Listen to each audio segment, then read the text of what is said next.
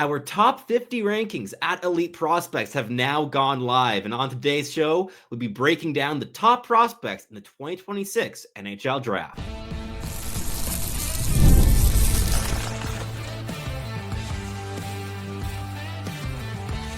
You are Locked On NHL Prospects, part of the Locked On Podcast Network. Your team every day. Hello, and welcome back to Locked On NHL Prospects, part of the Locked On Podcast Network, your team every day. On this show, we break down everything prospects related for you 5 days a week, Monday through Friday. I'm your host, Sebastian Hine, the USA Scout over at Elite Prospects, and on today's show, we'll be breaking down our recent rankings, which will be linked in the description down below if you want to follow along here with the show. And there's a lot to dig into. This is a fascinating draft class, one that's been hyped up beyond belief over the course of the past year, but one that is now crystallizing into a pretty clear glut of players with a whole bunch of contenders for that first overall pick, to our surprise, because Gavin McKenna has stumbled a little bit here out of the gate. And beyond that, the perhaps B-tier players, the second round caliber guys in this draft class, are not quite as high end as we perhaps first imagined them to be. So a lot of movement still going on here for us, but we're starting to get a sense of what this draft class looks like. So we're going to break down all 50 players here. We'll be mentioning some of them. We'll be diving into the games of others. Obviously can't give you full breakdowns for everything here, but also linked in the description down below if you do want a bit more insight and debates around these players will be our actual draft ranking meeting. We recorded it, we edited it together, and it's posted there on YouTube for all to watch, and it's about an hour and 40 minutes of just the first round players. So a lot of analysis there for you to dig your teeth into if that is something that you are interested in. But before we dive into the episode here as a whole, today's show is brought to you by FanDuel.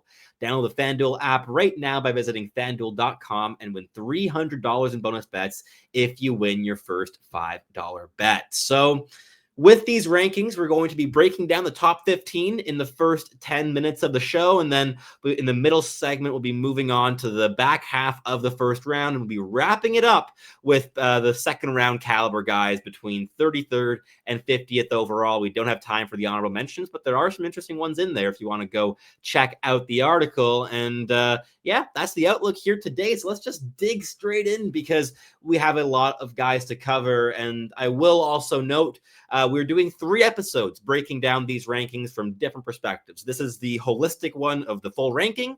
Then we're going to have one about just the first overall debate. So we'll kind of breeze through the top 8 or so players here because we have a full episode coming, which should already be live by the time that you are watching this. And yeah, so we'll spend a bit more time in today's show looking at the back half of the top 15 because we have that covered. And we'll also be doing a full episode on just the USA-based players, which are the ones that I'm directly scouting the most here so far this season. So we'll have that coming too. So lots to look forward to. So we'll be mostly focusing on the guys that will not be looking at in depth in the coming shows and instead at the rest of the pack. So at first overall, on our rankings, we have Gavin McKenna of Penn State University, dynamic winger, all the skill in the world, incredibly creative, very manipulative, loves to hang onto the puck for a long time.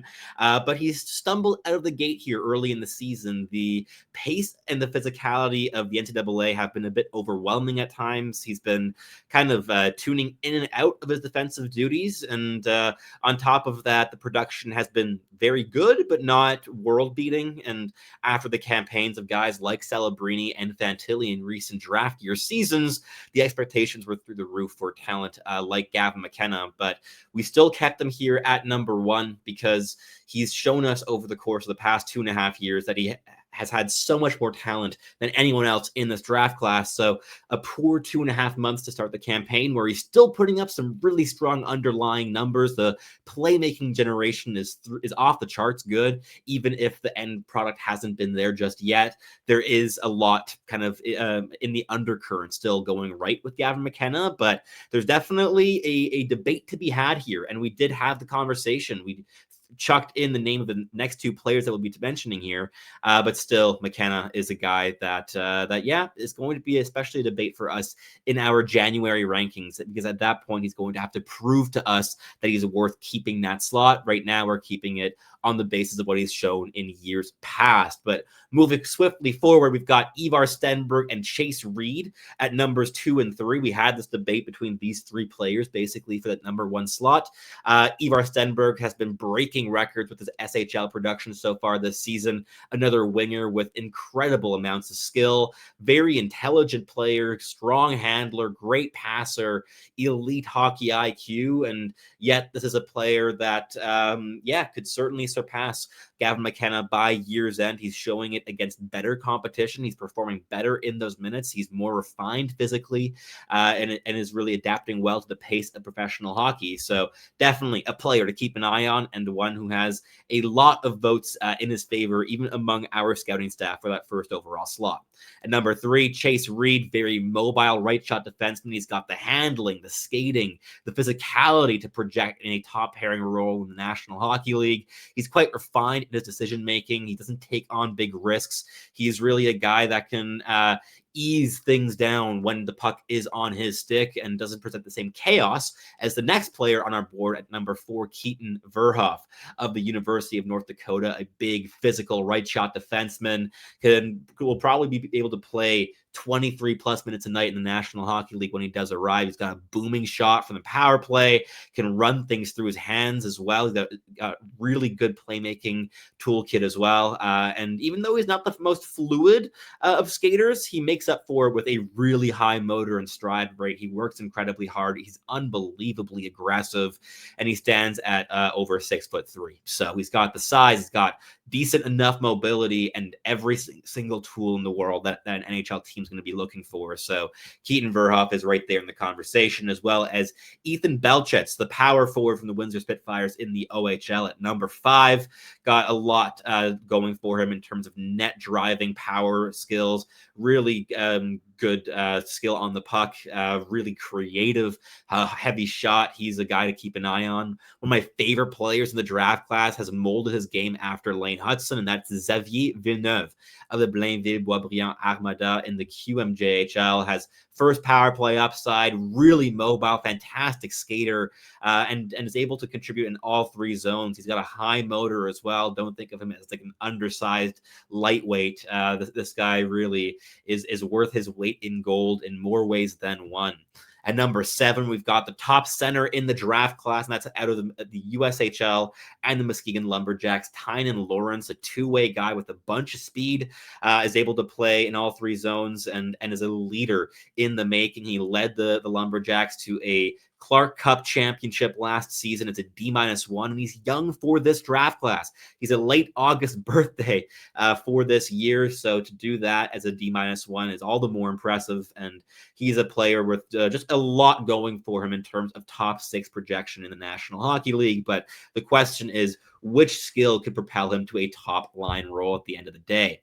At number 8, we've got Carson Carrolls out of Prince George in the WHL. Very versatile, adaptable player, made for the National Hockey League. He's shifty, can be a cunning playmaker on his nights, and is just really sturdy on his feet. He's a very capable rush defender, is able to really land some crushing hits along the boards in the defensive zone. And overall, I think he's just a really prototypical top 4 National Hockey League defenseman. At number 9, if you want chaos, if you want creativity from the blue line in a really unicorn package, Albert Smeets is the guy for you, or I believe it might be Schmeets, out of Jukurit in Liga. This is a Latvian left shot defenseman, and he's been piling on the point tally here so far this season, and he has a relentless desire to improve to improve his play in different areas. And we've seen this even just over the course of this season of some really big steps taken in his development. At number 10, we're sticking on the blue line, but this time with a right shot. And sticking in the WHL, we've got Ryan Lynn of the Vancouver Giants. And he is incredibly detailed in his game. Very adaptable, very all-rounded. But the question is, which ability could put him over the edge and elite in a single facet? And that's really what's going to determine his offensive upside at the end of the day. And he's going to need that if he's going to surpass some of the blue liners ahead of him in the ranking force at the moment. But he's still in that pack for us inside that top 10, and another player who just shines in more ways than one. Then to quickly wrap up our top 15, we've got quite clearly the next best center in the draft class, Yegor Shilov out of the Q and Victoriaville. And he reminds us a lot of draft year Nick Suzuki. He's not the most dynamic and quick skater in the world, but he's so detailed, very intelligent. He's got a very solid base, difficult to knock off the puck, very, very quick processor, especially in his playmaking. He can orchestrate clever plays for his entire line, and really is just controlling opponents with his posture on the puck. And all he's missing really is an extra level of physicality and higher pace of play to project as a potential slam dunk top 6 center in the NHL. At number 12, we're going with another blue liner from the Western Hockey League, this time out of Brandon, and that's Georgios Pantelis. And he's rapidly becoming a favorite among our scouting staff. He's not the highest level skill guy on puck among blue liners in this year's class, but he has still some surprising handling moves out of the blue, above average vision. But more than anything, it's the defense that's the backbone of his projection. If he's in the NHL today, he could already push back against the league's rushers, and especially in terms of plays around the wall and the slot, lower down the defensive zone where he can shove opponents off the puck. His physicality, defensive details, and offensive instincts are really quite strong, and we anticipate a lottery pick for this player. At number 13, we've got Jaxon Rudolph, another WHL blue liner, this time a former number 1 pick in the WHL draft, and he's lived up to the billing. The question here is, can he be a bit more active and proactive in terms of getting involved? He's often just making the simple plays. He's a very smooth skater. He's poised under pressure, but the question again here is, what element puts him here over the edge to really secure himself as a top prospect in this year's draft class? At number 14, we've got Adam Novotny out of Peterborough in the OHL, and this is a very intense winger. He's got a lot of pro-level physical details. He's middle-driven. He pushes his way into the slot. Got a pretty good shot as well, some slick mitts, and he's a guy that could play a role for an NHL team on a third-line capacity within 3 years. So look for a team that's right on the playoff brink that maybe tight up against the cap to target this player as a potential ELC gem at some point in their lineup in the near future. But to wrap up this first segment, we've got Malte Gustafsson out of the Finnish Junior League, a left shot defenseman who's been playing in a tough environment there and missed the opportunity to shine at the recent U18 Five Nations, but still has a bunch of skill and upside in his projection. He's got a nice combination of size, skating, and physicality, and his defensive upside is among the highest in this draft class, but he's shown in flashes with power play 2 quarterbacking opportunities that he can be really efficient in transition, strong on retrievals, and really connect plays from the top of the blue line. So that's a top 15 here for this draft. We've got a lot of top 6, top 4 caliber players to look forward to for this 2026 class, but we'll keep things rolling with the back half of the first round next segment. But before we do that, got a quick message from our sponsors here at Locked On NHL Prospects. The NBA is back, and there's no better place to get in on the action than FanDuel, the official sports betting partner of the NBA. Even if you miss the start of the game or want to ride the hot hand, FanDuel has live bets on everything from who will score next to fourth quarter comebacks. Plus, you can even combine your live bets into a same-game parlay for a shot at a bigger payout. That's my favorite way to play personally, in order to combine different predictions into a single bet, whether it be the difference in score between the two teams or which player is going to pop off the very most. The choice always is yours with FanDuel. It keeps every game exciting, especially when your team is making that late push. Right now, FanDuel is giving new customers $300 in bonus bets, and when you win your first $5 bet, you get all of that reward. So head to FanDuel.com to sign up and play your game, the official sports betting partner of the NBA. All right, let's keep this episode rolling here as we keep breaking down the first round here of our rankings at Elite Prospects. Again, all the links are in the description down below if you want to read the article, watch the video of our actual debates during our ranking meeting to really see how we are ticking and why we're ranking these players the way that we do. There are a couple differences between the ranking meeting and the final rankings because we did still make a couple adjustments after our debate. But to keep things rolling here, we've got the third top center in this year's draft class, and this is quite unanimous, I think, for most scouts out there in the public at the moment, that Oliver Suvanto out of Tapra in Liga is one of the top three pivots in this year's draft class, and he's been able to maintain a middle six role on one of the top Liga teams so far this season, and seems a very easy projection for a third line role in the National Hockey League. He's got some really good details. Very intelligent, very responsible in his own end. And he's got a nice combination of that defensive acumen and a combination of size and physical skills. So NHL teams should be salivating over him, especially if we're getting into the range of teams like here around the 16 to 17 range. We're even getting teams that were in the playoffs and got booted out. And the idea of adding a player who's refined, pretty close to NHL ready, and could move into your middle six in the medium term, that's an exciting prospect. At number 17, we're sticking with the blue liner once again, but this time out of Russia, our top-ranked Russian in this year's draft class, and that's Nikita Sherbakov out of Toros Neftekamsk.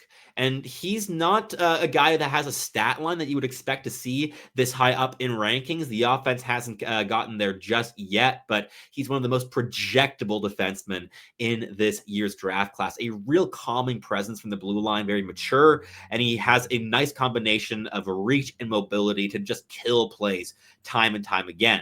At number 18, we've got one of the most dynamic handlers in this year's draft class, one of the best storylines as well. Out of the Cayman Islands, we've got a longtime roller skating hockey player who's only been playing on ice for about 6 years. That's Jaxon Cover out of the London Knights and the OHL, and he's a very intelligent and skilled winger to keep an eye on as a riser.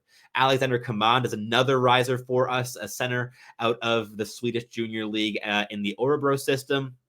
And he's just been massively improving over the course of this season. Very competitive, very physically involved. He thrives playing down the middle of the ice as a play driver. And he has a really well-rounded offensive toolkit rather than a single truly elite skill. And even though he's not always the prettiest skater, he gets around well enough because of that motor and could be a really nice middle six piece in the National Hockey League. Number 20, we're getting into the range of elite skill guys where we've just got some question marks. And we're kicking it off with Mathis Preston out of Spokane in the WHL. Perhaps one of the most dynamic players in the entire draft class with the puck on a stick. Incredibly heavy shot. He's got that kind of almost Cole Caulfield-esque release, maybe not quite the same extent, but we're getting along those lines. And he's a really smooth skater with the puck on his stick. Got a lot of handling skill to boot. Kind of carries the puck like a Berkeley Catton, but very inconsistent so far this season. And we're going to have to see. He's kind of boomer bust, but he could be a top 6 talent in the National Hockey League. Nikita Klepov is next at a Saginaw in the OHL, an intense winger who's very involved on the back check and has all the skill and strength and speed to play a middle six role in the National Hockey League. Then Viggo Bjork, another guy who's broken some records over in Sweden, playing with Jurgeden in the SHL here this season, and he's kind of fallen a bit on our board, but it has more to do with the risers than his own individual performances, because he's still showing increasing levels of physical skill and a projectable motor to go alongside being one of the smartest players in the draft class and having a lot of talent. But the question here is the lack of speed and dynamism with that 5'9" frame. So there's some risk involved, but the upside is definitely there. Then we've got a pair of skilled players who've been falling for very different reasons. Ryan Rubrick from the Niagara Ice Dogs in the OHL has an absolute howitzer of a shot, scored 41 goals in the OHL as D-1 last season, but has just been very kind of controller disconnected this season. Low motor, not involved, clearly checked out, doesn't want to be playing in Niagara this year, and it shows on the ice. But he has the tools and the skill to be really special. So he was in the top 5 conversations coming into the season, and now he's falling. But with those players is often kind of a case of Russian roulette of sometimes it hits and they rebound, and sometimes the fall just keeps being meteoric. So we'll see what happens there with Rubrick. But at number 24, we've got Oscar Hemming, who's falling because he's just not playing this season. He wanted to play in the OHL, and he's been just completely blocked by his team over in Finland that owns his rights. And so he's been limited by not playing, but he's got the toolkit, the power frame, the strength, the middle drive, the high-end shot, good speed to be a really strong top 6 winger in the National Hockey League. The elements are there, but we're going to have to see him play because his development's going to stagnate without reps. So we do have some concerns on that regard, but fingers crossed he gets into some playing time wherever that may be here this season. Then we've got another big riser for us, and that's Ryder Cali from the North Bay Battalion in the Ontario Hockey League, a player with a bunch of physical skills, a powerful skater with dynamic rush patterns, really hard worker. He's out with injury at the moment after suffering a shoulder injury in late October, but he's a guy that has all the elements of a projectable NHL player, especially with the way he plays at the net front. At number 27, we've got another bull of a power forward, and that's Casey Mutrin, our top-ranked NTDP player. They're from playing in the USHL this season, and he's a pretty strong skater who's able to really, really make a mark along the boards and just power pucks from the boards to the middle of the ice, which is a projectable habit that we look for in young power forwards. And he's got the flashes of playmaking as well to really stand out as a notable prospect with some second line potential if he can get there. But the points haven't been there this season, and the environment overall with the NTDP has been a bit up and down so far this campaign. At 28, we've got a guy who fled from that particular rocky environment. That's JP Hurlbert, now of the Kamloops Blazers in the Western Hockey League. And he's just been a point-generating machine so far this season since making the jump to the CHL. But he's a pretty cunning playmaker. His flashes of offensive skill are really high, a real upside swing. But there's also some question marks here in terms of some games where he's just not particularly involved. Others, he is quite involved. But what you really can't look past is 18 goals and 44 points in just 25 games so far this season. Like, that is nothing to scoff at. He leads the entire WHL in scoring, and he's got a 6-point gap on second place. And really impressive production there. But we have a couple questions still in terms of the projectability of these of this production overall. At 29, just to wrap up quickly the first round here, we've got Marcus Nordmark, an intelligent playmaking winger with a pretty good shot as well, playing in the Jurgen system against U20 competition there over in Sweden. We've got Juho Piiparainen, a right-shot defenseman from Tappara in Liga in Finland, and he's a very impressive player with his intelligence and his defensive engagement. He's constantly shining his ability to make plays through the forecheck and on breakouts, even though he's not perhaps the most dynamic player. He's a potential riser for us moving forwards because of just how projectable his game has been, and he could be a real riser with a good showing at the World Juniors. At 31, we've got the recent captain for Team CHL at the Top Prospects Showcase, Caleb Malhotra of the Brantford Bulldogs, another guy who's started the season off super hot in terms of production there in the Ontario Hockey League. He's got 29 points in 23 games, was particularly hot through the first month and a half of the campaign.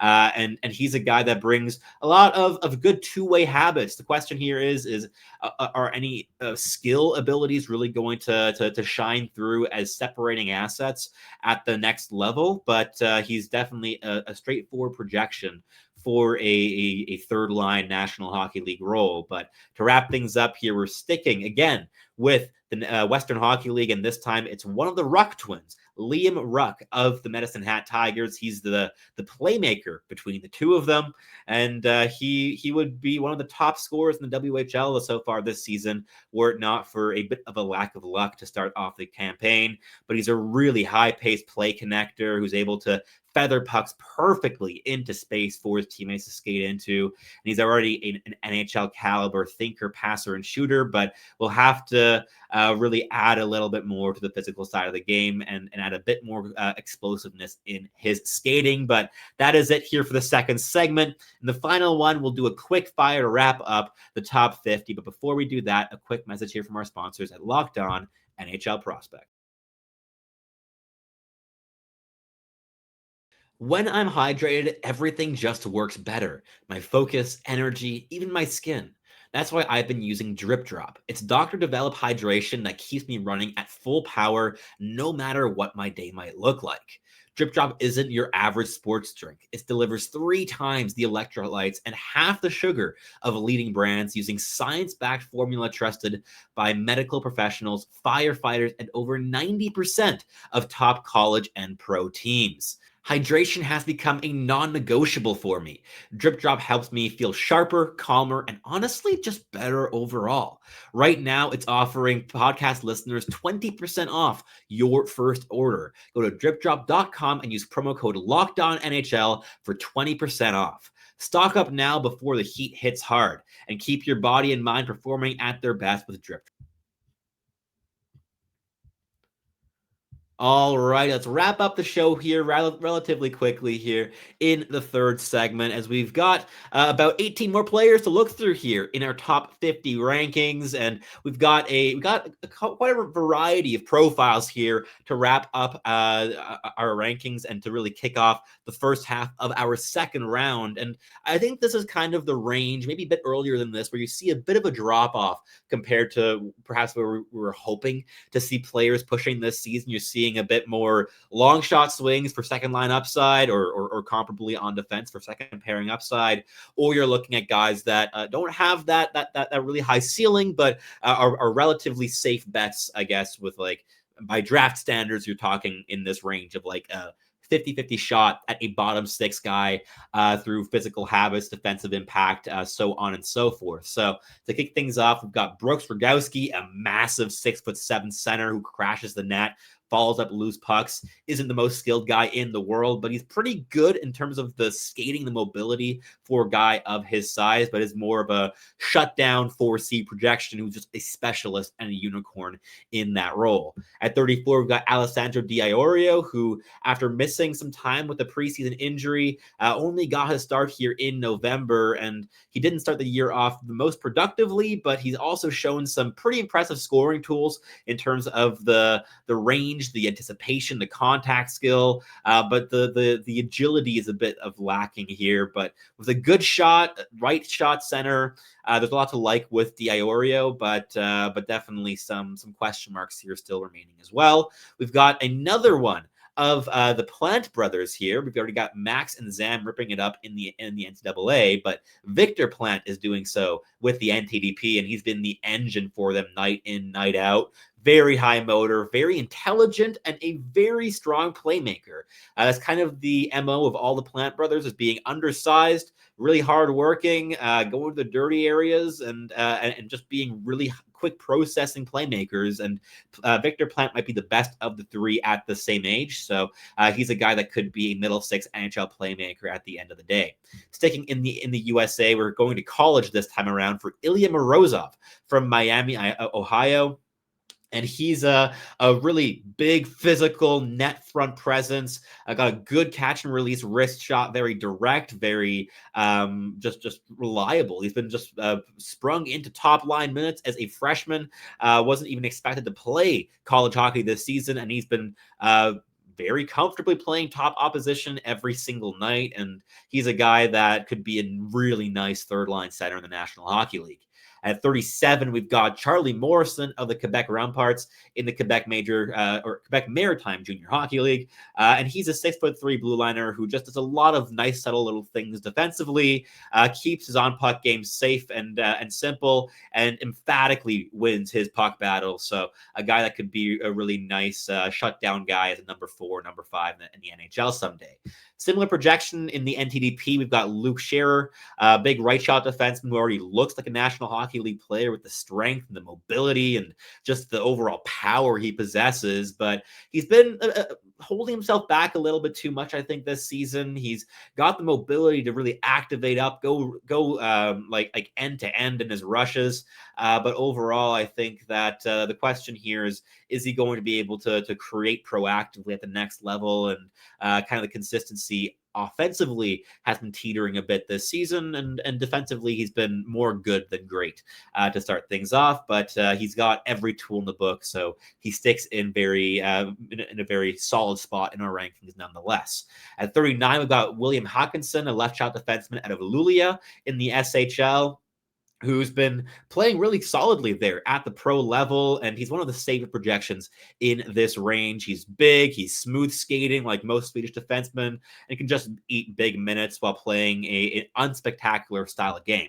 At 40, we've got Cooper Williams, forward out of Saskatoon in the WHL, and he's just a dependable defensive guy with some flashes of dynamic skill, but it hasn't been able to do so consistently to just dominate shift after shift. But when he fills out his frame and really is able to drive the middle with a bit more power, while also adding some more haste to his defensive game, which is already a strength here, he could be a middle six forward for a patient team willing to wait 4 or 5 years on him to develop. At 41, we got Chase Harrington at a Spokane, a frequent line mate of Mathis Preston, and he's just been unlucky this season. He's a skilled power forward, type of guy that just emphatically wins board battles as well and sets up chances before driving and crashing the net, and the type of player that teams will fall in love with and could even be a first rounder here this season. At 42, we've got another fiery competitor, Adam Valentini from the University of Michigan college hockey. He's never outworked when he's on the ice. Not the biggest guy, but he's so sturdy. He's tough to knock off the puck. Not the most dynamic or inherently creative guy, but he's pacey. He is very direct. He's middle driven, and he's really flashing more and more of his back post passing skill over the course of the season here. And the upside's a bit of a question mark, but he's certainly showing his middle six, especially third line upside in the National Hockey League. Then we've got Landon Amrine, right shot winger out of the Calgary Hitmen in the WHL. He's really big at 6'4.5", quite skilled as well. He's able to use his reach to evade poke checks. And overall, he's going to have to develop his skating a little bit to unlock that offense at the next level. But it might be a long-term project, but the upside here is really fun. At 44, we got a player that we already wish we ranked a bit higher than this, and that's Wyatt Cullen, right winger out of the NTDP. Incredibly dynamic and skilled. He's a real pace pusher. One of the biggest wild cards in the draft here so far. Only came back from injury in November, but that dynamism, the handling skill, the passing ability, the lane shifts as well. He's so unpredictable, very deceptive and manipulative as a player, and a guy that we anticipate to crack our first round by year's end at this stage. He's just getting hotter and hotter, and he's been the driving offensive force for the NTDP ever since coming back from injury. At 45, we've got Gleb Pugachev, right winger / center out of Chaiki Nizhny Novgorod in the MHL, the Russian Junior League. And he's got the physical makeup of an NHL power forward, and also has a lot of the details and habits to support that style. Got projectable forechecking intensity and a defensive involvement.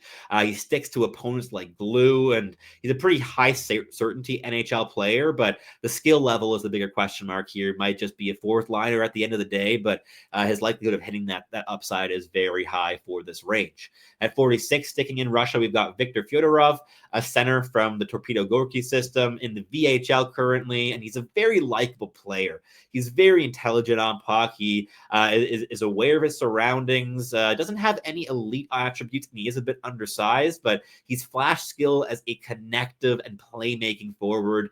The question here is he going to have an ability that puts him over the top? But his well-roundedness and reliability could certainly make him a third-line guy at the end of the day. Last four guys, I'm just going to be a quick fire here because the show is running overtime.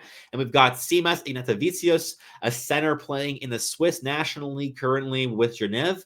And he's one of the more interesting players in terms of storylines this season. And he's continued to showcase very intriguing qualities in a very limited role. He's flashed more and more skill as a distributor, has some really nice attributes as a physical net front guy with an incredibly irreproachable work rate. So lots to like there. At 48, we've got Dmitry Borchev, a Russian netminder playing in the local Yaroslavl system. And he's a guy that has some decent size to him at 6'3", who combines quickness and athleticism with advanced technique and tracking ability to not just be explosive when he has to make a desperate save, but also be in position most of the time. At 49, we've got Pierce Mbuyi, left winger from the Owen Sound attack in the OHL. And when he's on, he makes the offensive game just look so darn easy. He shifts around opponents, lands look-off passes, and wires pucks past goaltenders from distance. But even when he's not in top form, he's still a factor. And with that energy, that B game, the fallback, he's really a guy that could be a checking winger if the skill doesn't put him over the top in the National Hockey League, but he does have that middle six scoring upside if it does. Last but not least, we've got Adam Nemec from HK Nitra in Slovakia. And this is the younger brother of Szymon Nemec, of course, the New Jersey Devils, who's breaking through this season in the National Hockey League. But Adam is a forward, a left winger, and he's been really turning the corner as a prospect so far this season after a 4-assist night with HK Nitra after coming back from the U20 Five Nations. And he's a guy that has really strong skating and motor. He's able to out-hustle opponents at the pro level for pucks and win battles along the boards. And he's also just starting to show a bit more finesse and skill as a passer, which could eventually put him into a middle six conversation rather than a bottom six NHL projection. And I mean, in terms of stat line so far this season, he's got 2 goals and 12 points in 23 games in a professional league in Slovakia. And he also played 20 games with HK Nitra already last season. He's got a lot of pro experience under his belt. One of the older players in this draft class is a mid-October birthday, but definitely a guy to keep an eye on. And obviously the hockey blood is never going to go against him when it comes to draft rankings. But that is it. That is a top 50 rankings. If you're curious to learn more about these players, of course, the links are down in the description down below for the article, for the meeting video, for all the debates that we had here. But let me know what your thoughts are on this draft class. What do you think that we got right? What does your top 10 look like if you're following along from your own home? And I'd love to hear any thoughts that may have came up during the course of this episode. Of course, if you're watching on YouTube and if you're listening on your favorite podcasting platform, please do make sure to make us your first listen of the day. It's always greatly appreciated. And for your second listen, you can head on over to Locked On Fantasy Hockey, where Flip and Steel break down everything that you need to know to build yourself a competitive and sustainable fantasy roster. But that is it here for me today. I'm your host, Sebastian Hyde, the USA Scout at Elite Prospects. Thank you for tuning in as always, and I'll catch you listening again very, very soon.